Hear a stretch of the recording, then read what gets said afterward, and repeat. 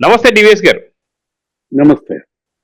Sir, ఒక పక్క చూసుకుంటే దగ్గుబాటి ఫ్యామిలీ, మరో పక్క నందమూరి ఫ్యామిలీ, అదే విధంగా చూసుకుంటే నారవాళ్ళ ఫ్యామిలీ. సో పూర్తి కుటుంబం అంతా ఒకే స్టేజ్ మీద చూస్తుంటే మరో పక్క చూస్తున్నాం. ఇంకో పక్క రాజకీయాల వైపు వచ్చేసరికి కూటమి. అటు తెలుగుదేశం కావచ్చు, జనసేన కావచ్చు, బీజేపీ కావచ్చు. ఇదొక ఫ్యామిలీ కింద చూస్తున్నాం. మొత్తానికి ఇంకొక పక్క చూసుకుంటే మెగాస్టార్ ఫ్యామిలీ కూడా ఇంకో పక్క చూస్తున్నాం. ఇంతమంది ఫ్యామిలీలంతా ఒక జట్టునుంటే వైఎస్ ఫ్యామిలీకి ఏమైందని చెప్పేసి అనుకోవాలి సార్. నిన్న విశాఖపట్నంలో ఒక అరుదైన దృశ్యం ఆవిష్కరణ. అవును. చంద్రబాబు నాయుడు, దగ్గుపాటి వెంకటేశ్వరరావు ఒకే వేదిక మీదకి రావటం, అది కూడా వెంకయ్య నాయుడు, తర్వాత మన నిర్మలా సీతారామన్, పురంధేశ్వరి అందరి సమక్షంలో వాళ్ళు ఏకం కావటం, వాళ్ళ ఇద్దరి మధ్య జరిగినటువంటి ఆ సెటైర్స్ గాని, ఆ మాటలు గాని ఒక పండగ వాతావరణం. ఎందుకంటే వాళ్ళిద్దరి మధ్య, దగ్గుపాటికి చంద్రబాబుకి మధ్య వైరుధ్యాల గురించి కూడా దగ్గుపాటి గారు కూడా గుర్తు చేశారు. గతంలో నేను కొన్ని పుస్తకం రాశాను, చంద్రబాబు పైన వ్యతిరేకంగా కొన్ని వ్యాఖ్యలు కూడా చేశాను. అంటే అటు చంద్రబాబు మాటల్లో గాని, ఇటు దగ్గుపాటి మాటల్లో గాని, గతంలో ఎన్టీ రామారావు హయాంలో ఆయన ముఖ్యమంత్రిగా ఉన్నప్పుడు వీళ్ళిద్దరూ మరి కుడి ఎడమ భుజాలుగా ఆయనకు ఉండేవాళ్ళు. వీళ్ళిద్దరిని మరి ఒక జట్టుగా నడిపించడానికి ఆయన నానా పాటలు పడేవాడు. ఎవరు? ఎన్టీ రామారావు. అప్పట్లో ఇద్దరు అల్లుళ్ళు. ఇప్పటి ఈ ఐక్యత ఈ వేదిక మీద చూస్తే నిజంగా ఎన్టీఆర్ ఆత్మ చాలా శాంతిస్తుంది. అరే, ఇదే ఐక్యంగా అప్పుడు కూడా ఉంటుంటే బాగుండేది కదా అని కూడా ఆయన అనుకుంటారు.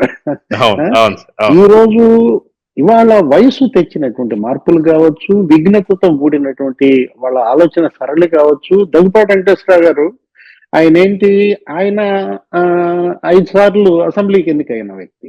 ఏది చంద్రబాబు కన్నా కూడా సీనియర్ తెలుగుదేశం పార్టీలో. ఎవరు? దగ్గుపాటి వెంకటేశ్వరరావు. ఆయన అప్పట్లో తెలుగు యువత అధ్యక్షుడిగా పనిచేసేవాళ్ళు. వీళ్ళంతా ఆ తర్వాత ఆయన సక్సెసర్స్. ఎవరు? తెలుగు యువతకి ఆల్పాటి రాజేంద్ర ప్రసాద్ కావచ్చు, హరికృష్ణ కావచ్చు, వీళ్ళందరూ కూడా మొదటి నుంచి పార్టీ ఫస్ట్ డే నుంచి ఎన్టీఆర్ వెంట ఉన్నారు. చంద్రబాబు ఏమో అప్పట్లో మంత్రిగా ఉన్నారు కాంగ్రెస్ పార్టీ తరఫున.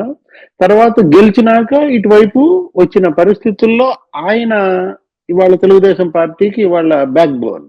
ఎవరు? చంద్రబాబు. అటు లోక్సభలో పనిచేశారు దగ్గుపాటి వెంకటేశ్వరరావు గారు, రాజ్యసభలో కూడా పనిచేశారు అన్నమాట. కేంద్ర మంత్రిగా ఆయన ఉన్న పరిస్థితుల్లో ఇవాళ మాట్లాడుతూ ఏమన్నారు? మా మధ్య విభేదాలు ఉన్నమాట నిజమే కానీ అంటూ కొన్ని సెటైర్లు కూడా వేశారు. ఇది ఆ ప్రపంచ చరిత్ర పుస్తకావిష్కరణ సందర్భంగా. ఆ పుస్తకం సంగతి ఏమో గాని ఇది ఒక చరిత్రగా మారింది. ఇప్పుడు మరి దగ్గుపాటి వెంకటేశ్వర గారు ఇంకో పుస్తకం రాస్తారా చంద్రబాబు మీద? మరి చూడాలా. ఎందుకంటే ఆయన మాట్లాడిన మాటల్లో చంద్రబాబు యొక్క క్యాలిబర్ గురించి కానీ, ఆయన సమర్థత గురించి కానీ, ఆయన విజన్ గురించి కానీ మనం విన్నాం. ప్రపంచ చరిత్ర పుస్తకం గురించి మాట్లాడుతూ దగ్గుపాటి ఇంకేమన్నారు? ఇంకా కొన్ని ఆవిష్కరణల గురించి కూడా చెప్పారు. ఇది కేవలం విప్లవాల గురించో రాజుల కాలం నుంచో కాదు, ఇది అటు సైంటిఫిక్ రివల్యూషన్ గురించి కూడా ఇందులో ఉందంటూ అటు సెల్స్ గురించి మాట్లాడారు, సెల్ ఫోన్ల గురించి మాట్లాడారు, ఏఐ గురించి మాట్లాడారు. ఇంకో రాబోయే 50 ఏళ్ళు కూడా మనం బతికే అవకాశం ఉందని కూడా అన్నారు. అంటూ సెటైర్ ఏదో వేశారు. ఏమని? చంద్రబాబు పైన. లోకేష్ ఇంకో 50 ఏళ్ళు మరి అవకాశం ఉండదా అన్నట్టుగా. అందరూ నవ్వుకున్న పరిస్థితుల్లో ఇది కదా హెల్దీ అట్మాస్ఫియర్, ఒక ఆరోగ్యకరమైనటువంటి వాతావరణం. మీరు సంతోషంగా ఉండాలి, ప్రజల్ని సంతోషపరచాలి. నాయకులు అనేవాళ్ళు, రాజకీయ పార్టీలు కానీ, ఎందుకు వీళ్ళ నాయకత్వం, ఎందుకు ఈ పార్టీలు అంటే వాటి లక్ష్యం ఏంటి? జనం యొక్క ఆనందం. జనాన్ని వీళ్ళు సుఖ సంతోషాల్లో ఇవాళ ఉంచటం కోసమే ఈ ప్రతినిధులుగా వీళ్ళు మన ముందు రావటం, పోటీ చేయటం, గెలిపించుకోవటం, ఆ తర్వాత కొన్ని పాలసీలు తీసుకురావటం, అటు సంక్షేమము, ఇటు అభివృద్ధి. ఇది కదా. ఇప్పుడు ఏం జరుగుతోంది? కుటుంబాలు కొట్టుకుంటున్నాయి. అదే మీరు అన్నది. ఇప్పుడు వైఎస్ కుటుంబంలో విభేదాలు ఇవాళ చర్చనీయాంశంగా మారుతున్న పరిస్థితి. అటు అన్నా చెల్లెళ్ళు, ఆ, అటు జగన్మోహన్ రెడ్డి గాని ఇటు షర్మిల గాని ఏమైంది, మీకేం మాయ రోగం వచ్చింది? తండ్రి బతికుండంగా కలిసే ఉన్నారు కదా, ఇవాళ తల్లికి ఎందుకు ఇంత ఆత్మక్షోభ మీరు మిగిల్చారు? తల్లినే ఇవాళ కోర్టు కేసు పాలు చేశారే ఎన్సిఎల్టీ. లా ట్రిబ్యునల్లో మరి విజయమ్మ ఇవాళ నిలబడాల్సిన పరిస్థితి ఎవరు తెచ్చారు? తెలుగుదేశం తెచ్చిందా, బీజేపీ తెచ్చిందా, జనసేన తెచ్చిందా? కొడుకు కూతురే కదా. అవును అవును. ఇవాళ రాజశేఖర రెడ్డి భార్యగా విజయమ్మని ఇవాళ బోనెక్కిచ్చింది ఎవరు? జగన్మోహన్ రెడ్డి. అతను పిటిషన్ వేయకపోతే ఇక్కడ ఏముంటుంది అంటే, ఇక్కడ ఇష్యూ ఏంటంటే వీళ్ళ మధ్య విభేదాలు. ఎవరు, దగ్గుపాటి వెంకటేశ్వరరావు లేకపోతే చంద్రబాబు, అది ఎన్టీ రామారావు కుటుంబంగా, ఇవి ఆస్తులకు సంబంధించినవి కావు. అవును. ఇదేంటి, ఇదేదో చిన్న చిన్న ఈగో ప్రాబ్లమ్స్, లేదు ఒక పాలసీ సంబంధించిన అంశాలే తప్ప ఆ మాట కూడా చెప్పారు ఎవరు, దగ్గుపాటి వెంకటేశ్వర గారు నిన్న స్పీచ్ లో ఏమని, భేషజాలు ఉండాల్సిన అవసరం లేదంటూ అదంతా గతం అన్నారు. ఇప్పుడు ఎన్నాళ్ళు వీళ్ళు ఈ గతాన్ని పట్టుకుని వేలాడతారు? వర్తమానం వైపు కదా ఇవాళ, భవిష్యత్తు వైపు సాగిపోవాలి, వర్తమానంలో జీవించాలి. అది వదిలేసి మెగా ఫ్యామిలీ మనం చూసాం. పవన్ కళ్యాణ్ గెలవగానే ఉప ముఖ్యమంత్రి కాగానే అన్నింటికి వెళ్ళాడు. అన్నింటికి వెళ్ళి మరి ఆయన పాదాభివందనం చేసి ఆయన ఆశీస్సులు తీసుకున్నాడు చిరంజీవి. వాళ్ళు చిరంజీవి లేకపోతే వీళ్ళందరూ ఎక్కడున్నారు? ఇప్పుడు చిరంజీవి నుంచి వచ్చిన వాళ్లే కదా, దగ్గర 10-11 మంది హీరోలు వీళ్ళు తయారయ్యారంటే, పవన్ కళ్యాణ్ పవర్ స్టార్ అయ్యారంటే, ఇప్పుడు ఇవాళ చిరంజీవి అనే ఒక వట వృక్షం కింద ఎంతమంది బతుకుతున్నారు? ఎన్ని వేల మందికి ఇవాళ సినీ పరిశ్రమలో ఆయన ఉపాధి కల్పించారు. అటు నటన ద్వారా కావచ్చు, ఇటు నాగబాబు ప్రొడక్షన్ సినిమాల ద్వారా కావచ్చు, ఇవాళ ఇంతమంది హీరోలు తయారయ్యారు. కానీ ఐక్యత, కుటుంబంలో ఇవాళ ఒక కట్టు, ఒక జట్టు. ఏంటి, అన్నదమ్ములు అంటే ఇవాళ మరి చిరంజీవి, నాగబాబు, పవన్ కళ్యాణ్ అన్నట్టుగా మొన్న కూడా మనం చూసాం కదా, ప్రధానమంత్రి మోడీ మొన్న ప్రమాణ స్వీకార వేదిక పైకి వచ్చినప్పుడు పవన్ కళ్యాణ్ అభినందిస్తూ ఎక్కడ మీ అన్న అని అడిగాడు. ఎక్కడ దూరంగా కూర్చున్న చిరంజీవి దగ్గరికి ప్రధాని వెళ్ళిపోయి అప్పుడు చిరంజీవి ఎదురొచ్చాడు. ఈ లోపు ముగ్గురు కలిసి ప్రజలకు అభివాదం చేశారు.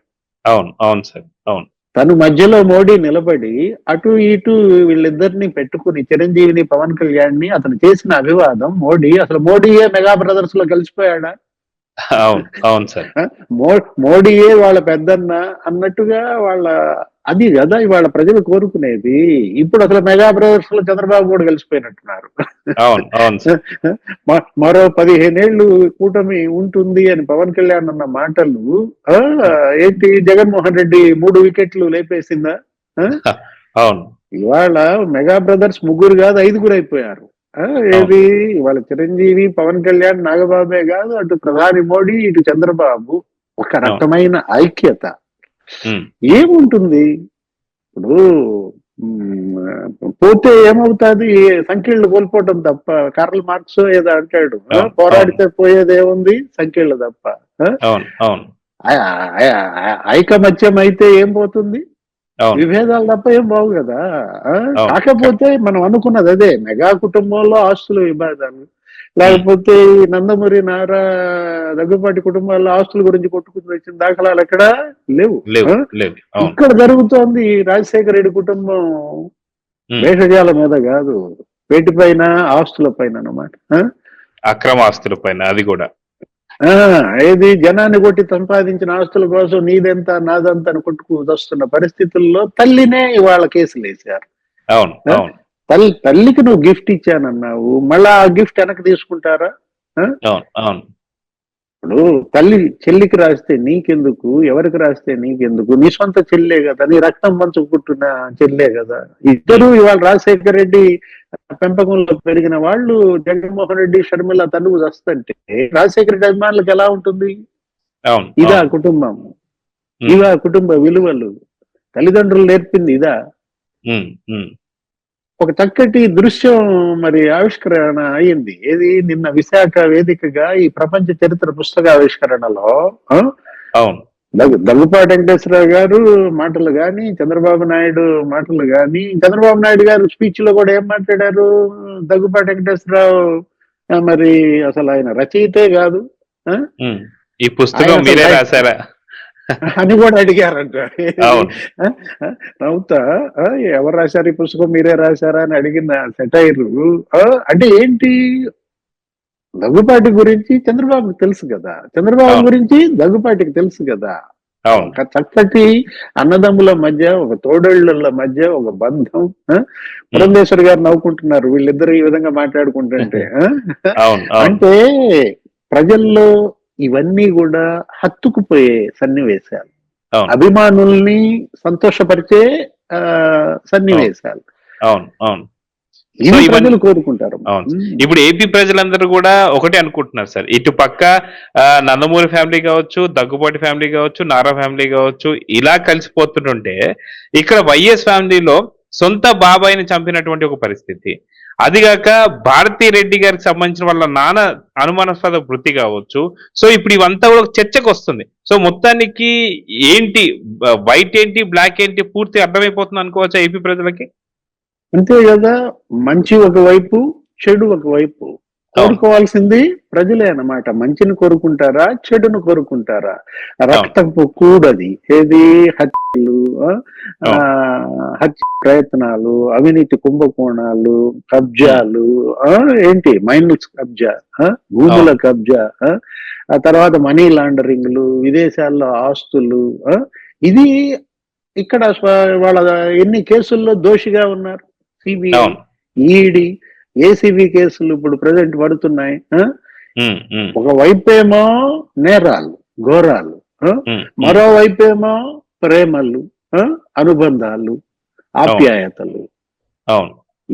ఇవి వాళ్ళ ప్రజల కళ్ళ ముందు ఉన్నాయి. అటు మంచి ఉంది, ఇటు చెడు ఉంది అనమాట. ఇప్పుడు ఎవరన్నా నందమూరి, నారా, దగ్గుపాటి కుటుంబంలో గాని, మెగా ఫ్యామిలీలో గాని, కొణిదల కుటుంబంలో గాని పసుపు చీర కట్టావేంటి, ఎర్ర చీర కట్టావేంటి, పసుపు చీర కట్టుకుని శుభలా గీయటానికి చంద్రబాబు ఇంటికి వెళ్ళింది, ఇలాంటి మాటలు ఎవరన్నా అంటారా? సొంత చెల్లిని పట్టుకుని జగన్మోహన్ రెడ్డి ఆ రోజు అన్న మాటలు. ఇవాళ జగన్మోహన్ రెడ్డి నేర్చుకోవాల్సింది, ఇవాళ గమనించాల్సింది, అతను తన పార్టీ కార్యకర్తలకు గాని, అభిమానులకు గాని చెప్పాల్సింది ఇవి. ఏది, నువ్వు తగ్గి ఇవాళ అమ్మని, చెల్లిని, ఆస్తుల విషయంలో కొట్లాడకుండా ఉంటే ఈ పరిస్థితి జగన్కి వచ్చేదా? అవును. అవును. సో ఇవాళ ఎక్కడ నెగ్గాలో కాదు, ఎక్కడ తగ్గాలో తెలియాలనో ఏదో అంటాడు పవన్ కళ్యాణ్. ఏంటి ఏదో సినిమాలో, నీకే తెలియాలి. ఎక్కడ నెగ్గాలో కాదు, ఎక్కడ తగ్గాలో తెలిసిన గొప్పోడు. సో చూద్దాం సార్, నువ్వు కూడా అవును సార్. సో చూద్దాం సార్, మొత్తానికి ఏపీ ప్రజలైతే అన్ని గమనిస్తూ వస్తున్నారు. సో ఏం జరుగుతుందో చూద్దాం మరి. నమస్తే. Please subscribe to Leo news for more videos.